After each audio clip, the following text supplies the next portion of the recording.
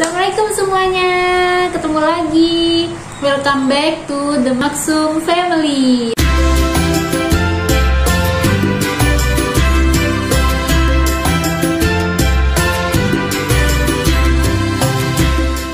Nah, kali ini aku bikin video bareng si kecil.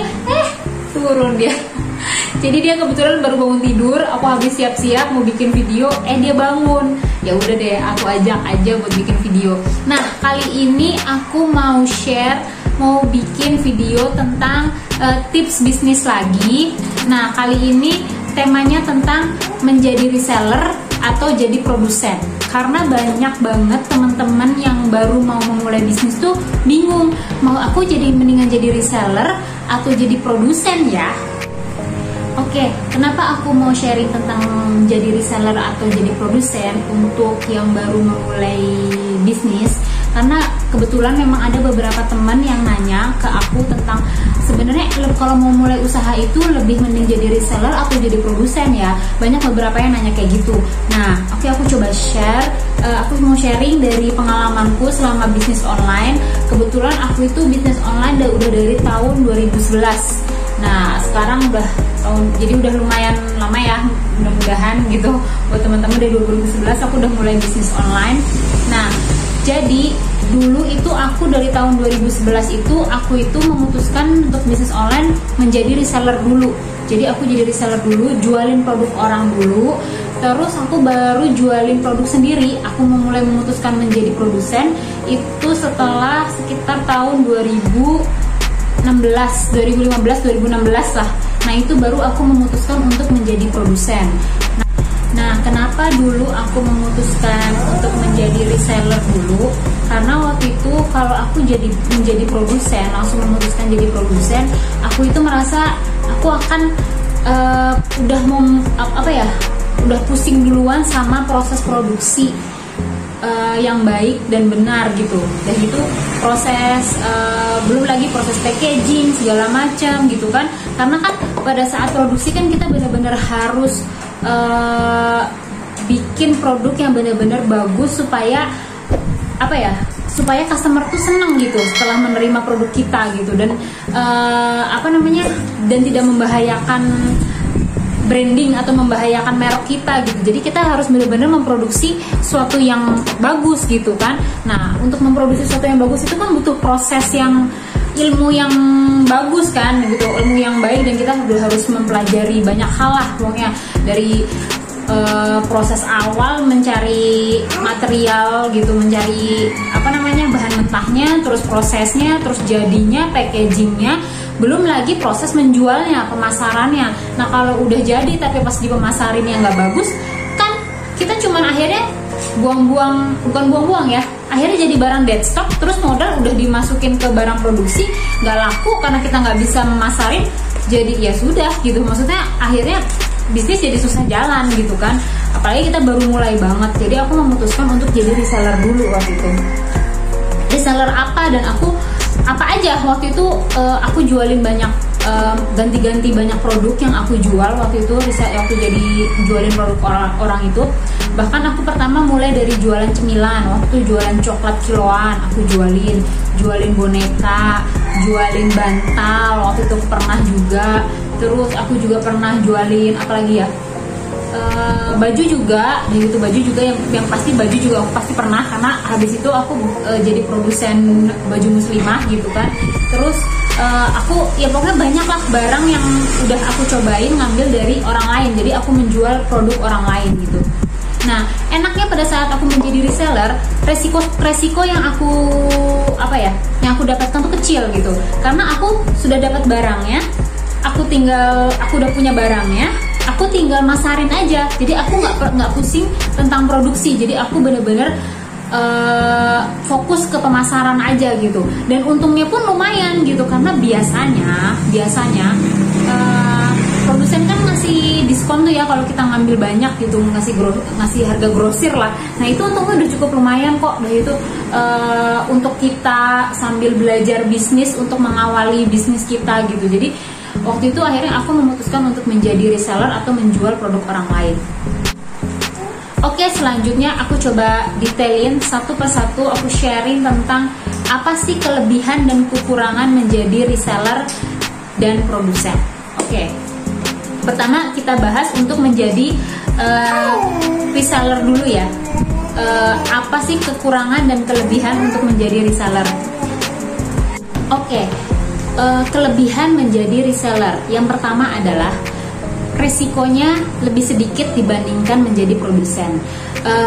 Karena kita sudah punya barang, barangnya itu sudah di-pack dengan baik, dan barang itu sudah punya value gitu ya, udah ada brandingnya sendiri, karena pasti dari produsen sudah melakukan banyak proses branding segala macam. Jadi produk itu sudah mungkin sedikit banyak sudah dikenal sama orang gitu kan. Jadi akhirnya kita memiliki resiko paling lebih sedikit.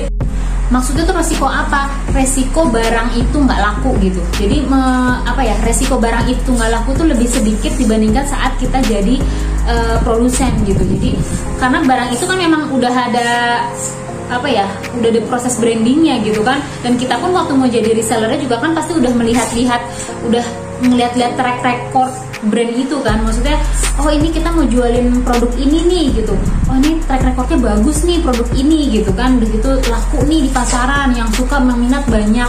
Pasti kan kita jadi, oh yaudah aku jadi resellernya dia deh kan, kayak gitu kan. Jadi otomatis kita pada saat mau jual kan jadi lebih nyaman gitu, lebih enak karena orang udah banyak yang udah tahu gitu loh. Maksudnya udah ada yang ya mungkin orang mungkin tinggal kita memperkenalkan orang sekitar kita, mungkin ada yang orang sekitar kita mungkin ada yang nggak tahu, tapi mungkin banyak yang sudah tahu gitu orang di luar sana.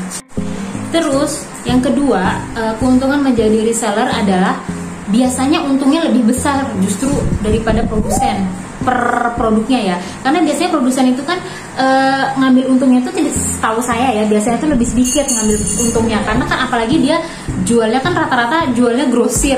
Nah kalau jual grosir kan nggak bisa jual tinggi-tinggi kan. Nah sedangkan kalau reseller itu bisa jualnya ngikutin harga pasar yang sudah ditentukan mungkin sama pusat, dan itu biasanya untungnya lumayan, karena produsen pun biasanya kalau misalnya jualnya ketinggian jadi nggak banyak orang yang mau ikut jualin produk dia gitu. Akhirnya banyak produsen lebih memutuskan untuk menjual produk rendah. Mereka mengambil keuntungannya rendah karena mereka melihat dari kuantitas gitu ya. Yang penting kuantiti yang terjual banyak, walaupun untungnya sedikit tapi kuantitas banyak gitu kan. Akhirnya mereka jual rendah, dan akhirnya reseller yang bisa mendapatkan keuntungan yang lebih besar per produknya ya. Nah itu keuntungan kedua. Nah keuntungan ketiga menjadi reseller adalah lebih cepat menikmati hasil. Karena gini, kita nggak perlu mikirin proses produksi kan, barang udah ada gitu kan, tinggal kita jualin gitu. Otomatis kalau barang itu sudah terjual, kita lebih cepat menikmati hasil dibandingkan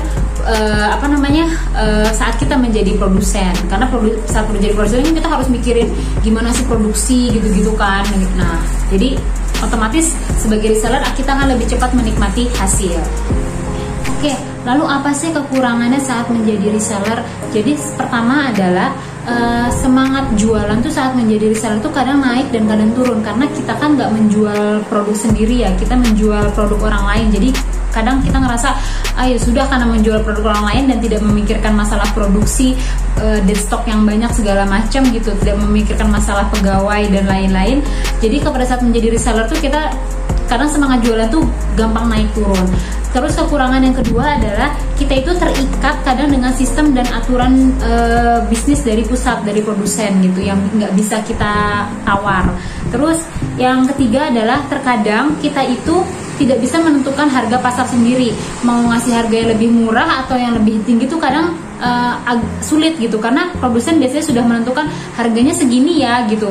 Kalau mau diskon kadang harus izin dulu gitu, kadang kayak gitu. Jadi mungkin kelemahannya itu, kita susah menentukan harga pasar sendiri gitu. Oke, mungkin gitu aja video kali ini, tips bisnis kali ini. Mudah-mudahan bermanfaat buat teman-teman. Maaf ya kalau misalnya video kali ini kurang maksimal gitu, karena tadi aku juga ada si kecil yang ikutan dan ada suara-suara juga dari luar yang mungkin masuk ke dalam video gitu. Jadi mohon maaf, dan kalau ada kata-kata yang dari aku yang salah juga datangnya dari aku, dan aku juga mohon maaf. Mudah-mudahan tetap bermanfaat. Dan buat teman-teman yang baru mau mulai bisnis, semangat terus, semoga sukses.